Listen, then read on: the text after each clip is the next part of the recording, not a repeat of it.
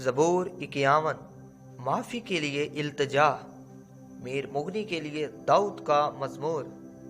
ऐ खुदा, अपनी शफ़क़त के मुताबिक मुझ पर रहम कर, अपनी रहमत की कसरत के मुताबिक मेरी ख़ताएँ मिटा दे।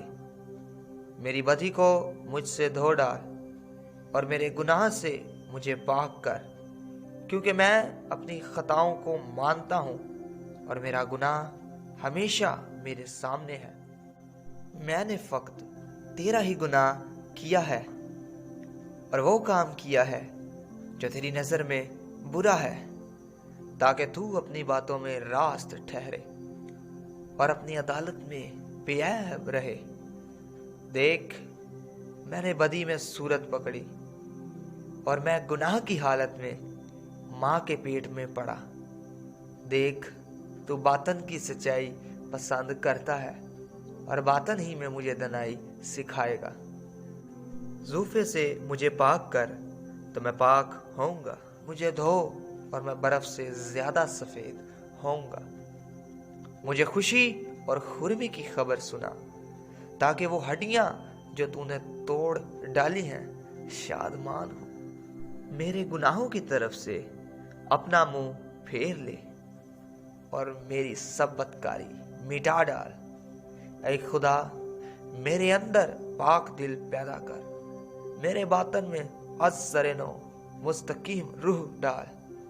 मुझे अपने हजूर से खारिज ना कर और अपनी पाक रूह को मुझसे जुदा ना कर। अपनी निजात की शादमानी मुझे फिर अनायत कर और मुस्तिद रूह से मुझे संभाल। तब मैं खताकारों को तेरी राहें सिखाऊंगा और गुनहगार तेरी तरफ रजू करेंगे। ऐ खुदा, ऐ मेरे निजात बख्श खुदा, मुझे खून के जुर्म से छुड़ा तो मेरी जुबान तेरी सदाकत का गीत गाएगी।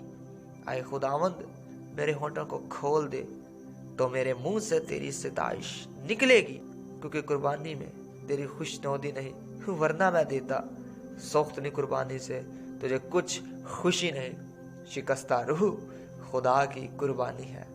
ऐ खुदा, तू शिकस्ता और खस्ता दिल को हकीर ना जानेगा। अपने करम से सयून के साथ भलाई कर, यरूशलेम की फजील को तामीर कर।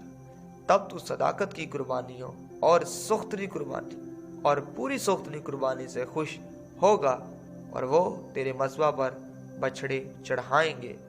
आमीन। यीशु जिंदा है, शैतान शर्मिंदा है।